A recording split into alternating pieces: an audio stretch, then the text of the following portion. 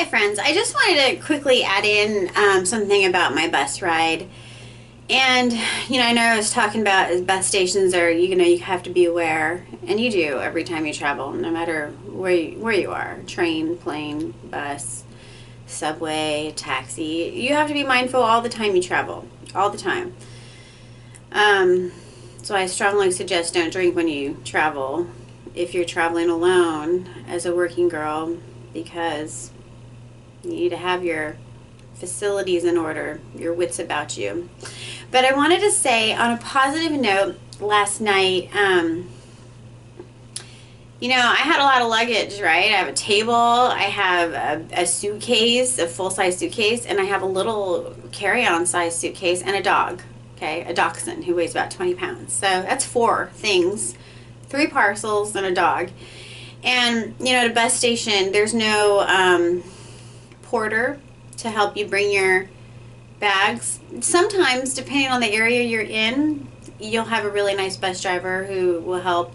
They don't let you load your bags until the bus is ready to go. So you get to hang out with them, and a table, a big suitcase, a little suitcase, and a dog. That's a lot of stuff. So here I was schlepping, I love that word, I love Yiddish words. I'm not Jewish, but I absolutely love Yiddish words, so they sound like what they mean, So here I was schlepping my things, and, it was so cold I couldn't let my little dog, his little feet touch the ground, because, they put salt on the cement sometimes to help the snow stay away. And I definitely think my dog has gotten a piece of that rock salt in his paw, and then it becomes extremely cold, extra cold, beyond cold, and it burns, and he cries, screams, poor little thing. So I couldn't really let my dog be on the ground because of the snow.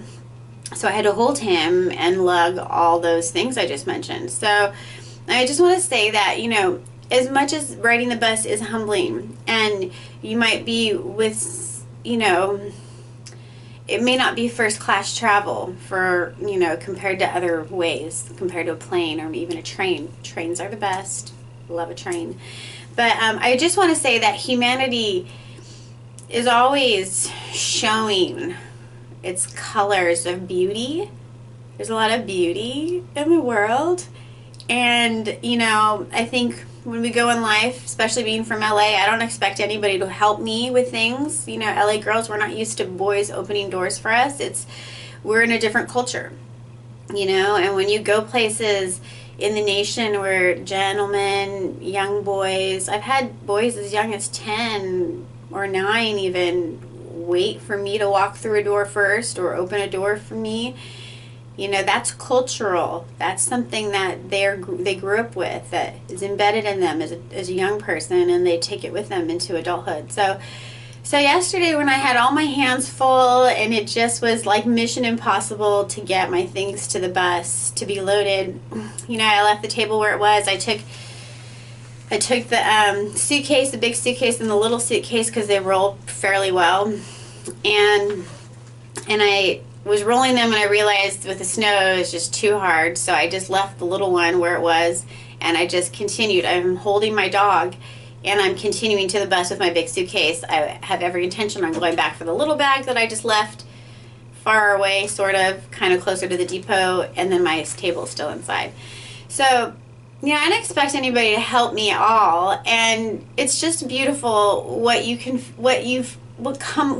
across sometimes when you travel, So this young person, early 20s maybe, I had gotten my suitcase to the bus. I'm still en route to it. I'm ready to let go of the handle and turn around to go get my little bag, and someone in his young 20s grabbed my bag and wheeled it the rest of the way to where I had left the big bag, and at that point of leaving the big bag, I'm on my way now to go get the table, and I saw him do that, and it was so kind of him. I definitely said thank you, and it warmed my heart, like he didn't have to do that. It was sweet, that was kind, there was some tenderness there.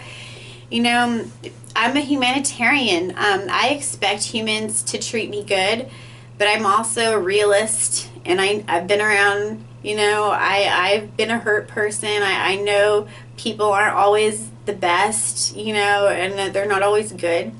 So I do keep that in the back of my head, right, of awarenesses, but I don't focus on that. I focus on them being good because I truly believe people are good deep down inside. And so I had some beautiful moments last night on the bus of humanity showing me the goodness. And it's very touching, right? So he helped me with my bag. That was great. Then I went to go get the table.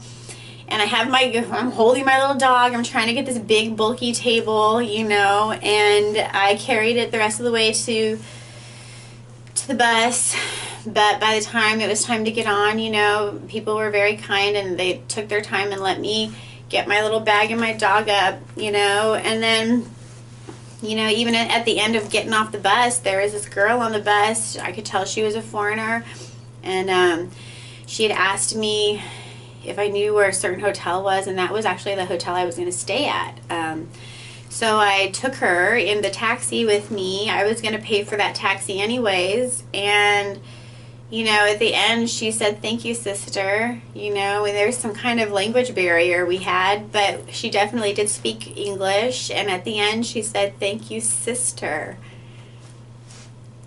You know, that was cool. Like, she kind of was my sister there for a minute. Like, you know, we waited for a while in the cold. Took 30 minutes for the taxi to come get us. And so I just wanted to share that. You know, there's some cool things that happen when you travel. There's obviously some obstacles that happen. And there are, you know, unforeseen problem solving that needs to be done. And nothing will, I mean, I'm not a parent, so I don't know. But as far as if you're not a parent, I think nothing in life, besides maybe children, but nothing in life will ever test your coping skills as best as travel. You know, so many unpredictable things happen when you travel. I've seen people really lose it.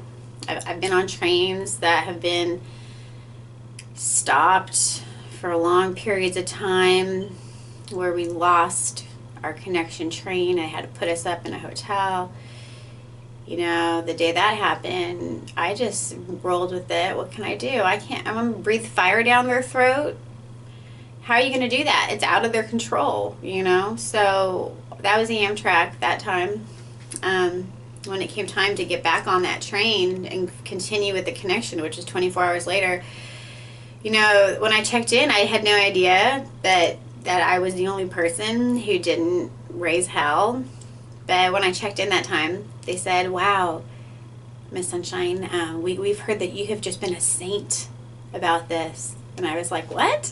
What do you mean?" They're like, "Well, you know, you haven't cursed us out 7 ways till Sunday," you know. And so that was kind of kind. That was kind that they gave me that feedback. I didn't know that I was the only traveler who didn't, you know, go into freak out mode. You can't freak out when you travel. You have to be the reed. You have to bend and flow with it, because sometimes things are outside of people's control, you know, and bitching them out, it's not going to help anything, you know. So anyways, so I do love a train. I do enjoy an airplane, you know, but, you know, I'm not sure if I'll ever ride a bus again. This might be my last big bus ride for travel, since this is my last big trip, and I'm getting my rental car today. But I just wanted to put that out there. I'm going to wrap this up now. I just want to say humanity is good, and it's surprising the kindness that you can be shown sometimes when you least expect it, you know. So I'm thankful and grateful for all things in my life and for being here with you today. Thanks for being here with me. I'm the Goddess of Awesome, and I will have some more for you soon. Bright blessings and be well.